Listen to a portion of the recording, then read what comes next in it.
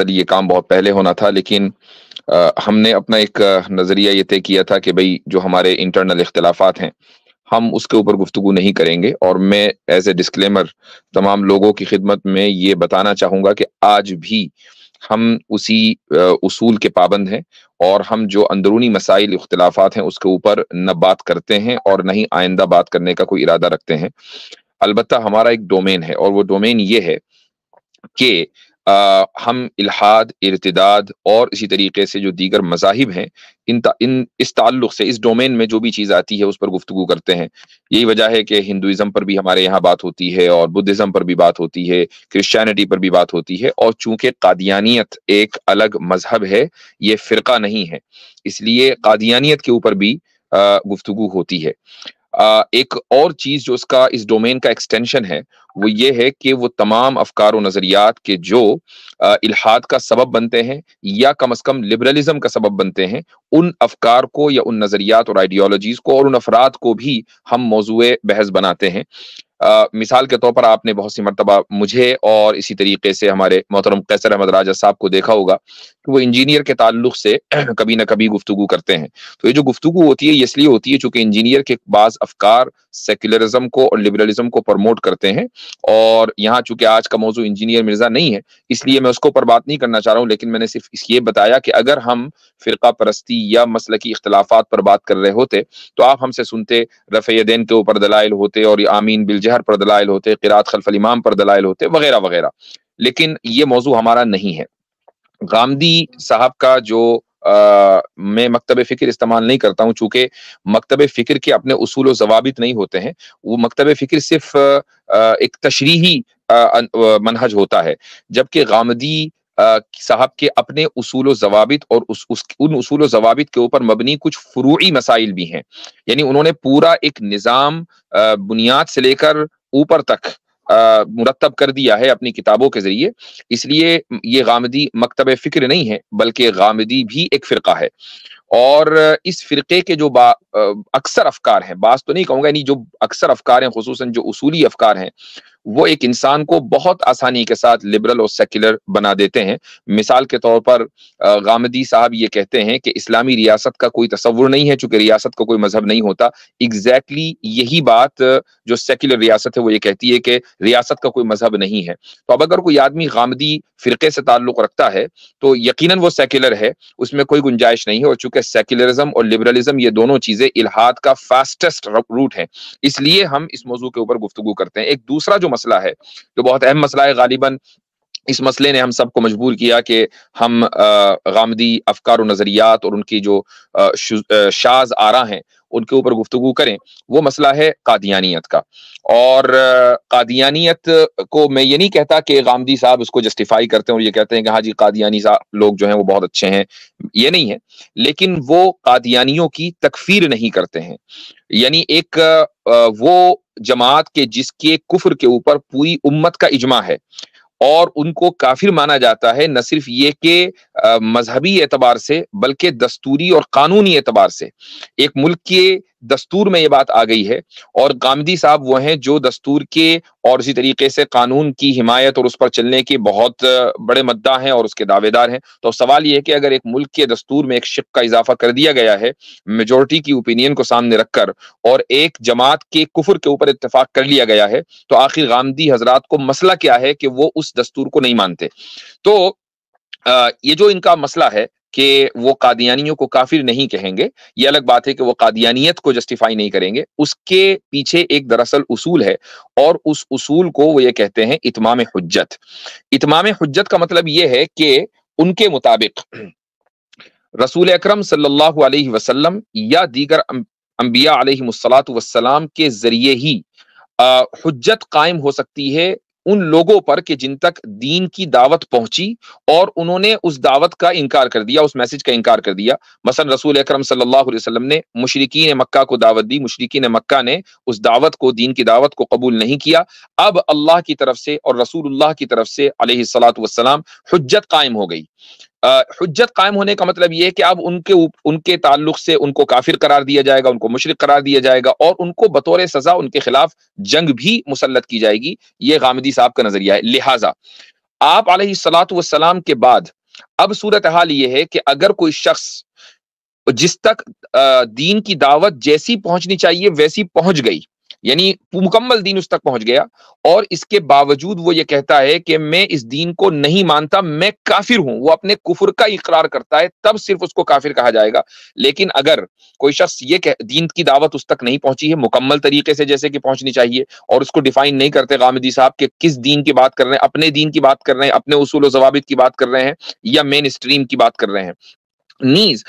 وہ یہ کہتے ہیں کہ اگر کوئی جماعت ایسی ہے کہ چاہے وہ کچھ بھی کرے، مثلا وہ رسول اکرم صلی اللہ علیہ وسلم کی ختم نبوت کا انکار کر دے، بعض انبیاء کے انبیاء ہونے کا انکار کر دے، ملائکہ کے ملائکہ ہونے کا انکار کر دے، تقدیر کا انکار کر دے، جنت و جہنم کا انکار کر دے، اور اس کے باوجود وہ یہ کہے کہ ہم مسلمان ہیں، تو ان کو مسلمان ہی مانا جائے گا، ان کی تکفیر نہیں کی جا سکتی، حالانکہ یہ بنیادی عقائد ہیں کہ جو قرآن و سنت کے اندر پیش کردہ ہیں، اور پوری امت کا شروع سے لے کر تواتر اس کے اوپر قائم ہے کہ تمام امت اس کے اوپر عمل کرتی چلی آئی ہے۔ انہی میں ایک مسئلہ ختم نبوت کا ہے۔ تو اب یہ جو اتمام حجت والی بات ہے، وہ یہ کہتے ہیں کہ رسول اکرم صلی اللہ علیہ وسلم کے بعد اب اتمام حجت قائم نہیں ہو سکتی الا کہ سامنے والا اپنے کفر کا خود اقرار کرے، اور چونکہ قادیانی اپنے کفر کا اقرار نہیں کرتے بلکہ اپنے آپ کو مسلمان کہتے ہیں، اس لیے ہم ان کی تکفیر نہیں کر سکتے، ان کو کافر نہیں کر سکتے۔ یہاں پر میں 2-3 پوائنٹس مختصر ذکر کروں گا، اور اس کے بعد پھر میں قیصر بھائی سے اجازت بھی لوں گا۔ پہلا پوائنٹ تو یہ ہے کہ رسول اکرم صلی اللہ علیہ وسلم کی وفات کے بعد صحابہ کرام رضی اللہ عنہم نے 2 اس وقت کی سپر پاور کے خلاف جہاد کیا ہے، رومن امپائر کے خلاف بھی اور اسی طریقے سے پرشین امپائر کے خلاف بھی۔ اور جو لوگ تاریخ کے اوپر نظر رکھتے ہیں وہ جانتے ہیں کہ جب پرشین امپائر کے پاس رسول اکرم صلی اللہ علیہ وسلم کا نامہ مبارک پہنچا، خط پہنچا، تو اس نے آپ علیہ الصلوۃ والسلام کے خط کو پھاڑ دیا تھا،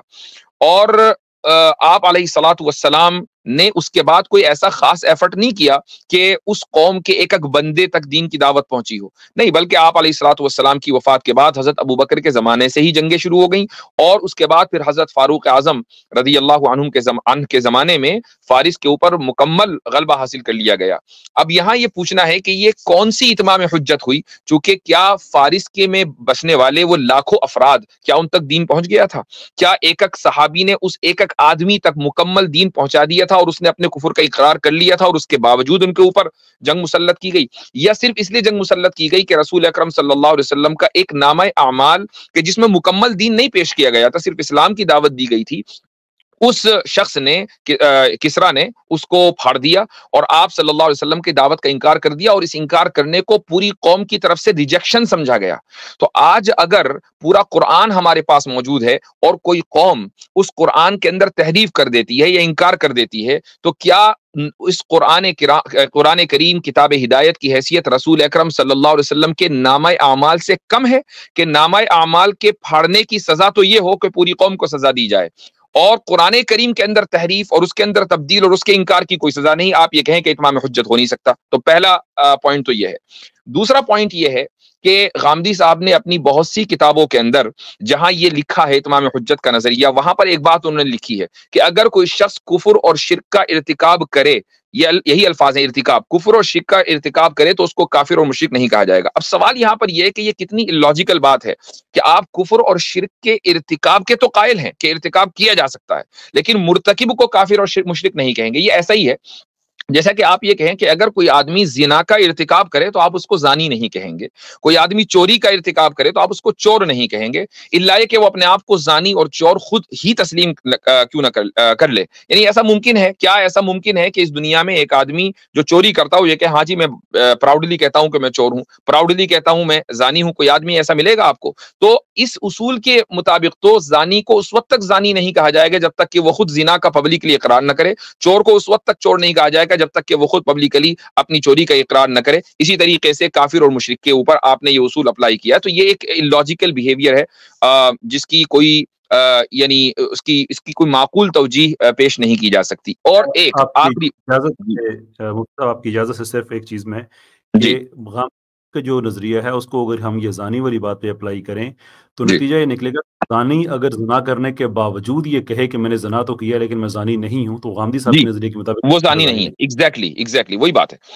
अच्छा, सूरह मुम्तहिना में अल्लाह सुब्हानहू व तआला फरमाता है, पहली ही आयत है सूरह मुम्तहिना, शुरू ही यहीं से होती है। अल्लाह फरमाता है कि या अय्युहल्लज़ीना आमनू ला तत्तखिज़ू अदुव्वी व अदुव्वकुम औलिया तुल्कून इलैहिम बिल मवद्दा वक़द कफरू बिमा जाअकुम मिनल हक़्क़ि युख़रिजून अर्रसूल व इय्याकुम इला आखिरिल आया।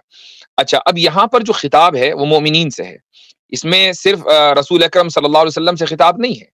पूरी उम्मत मुस्लिमा से खिताब है। और ये कहा जा रहा है कि ए मोमिनो, मेरे और तुम्हारे दुश्मनों को, अब मेरे और तुम्हारे दुश्मनों को तुम औलिया ना बनाओ, यानी उनके साथ तुम किसी किस्म की अलायंस, खुसूसन यहाँ पर पॉलिटिकल और कल्चरल अलायंस और सिविलाइजेशन अलायंस की बात हो रही है। तुल्कून इलैहिम बिल मवद्दा, कि तुम तो उनसे मोहब्बत और मवद्दत से मिलते हो, लेकिन उनका हशर ये है कि वक़द कफरू बिमा जाअकुम मिनल हक़, कि जो हक तुम तक पहुंचा है उन्होंने उसका इनकार किया और वो काफिर हो गए।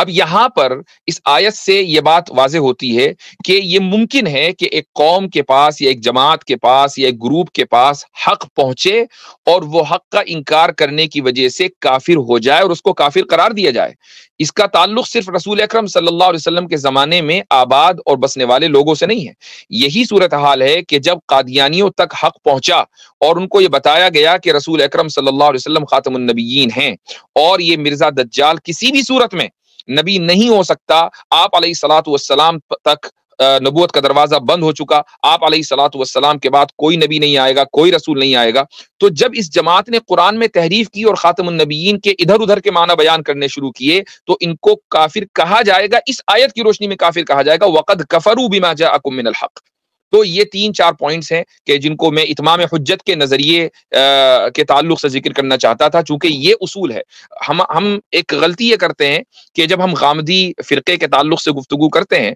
तो हम फुरूई मसाइल को ऊपर डिस्कस ज्यादा करते हैं, उनके उसूल को इग्नोर कर देते हैं। जबकि असल बात यह कि उसूली गुफ्तगू होनी चाहिए। जब आपने उसूल के ताल्लुक से एक नजरिया कायम कर दिया, एक मजबूत बात कह दी, तो जो उनकी फुरूई इमारत है वो खुद ब खुद कोलैप्स हो जाएगी। वैसे भी वो बहुत कमजोर इमारत है। तो ये बस इतना ही कहना चाहूंगा। जज़ाकुमुल्लाह खैरन।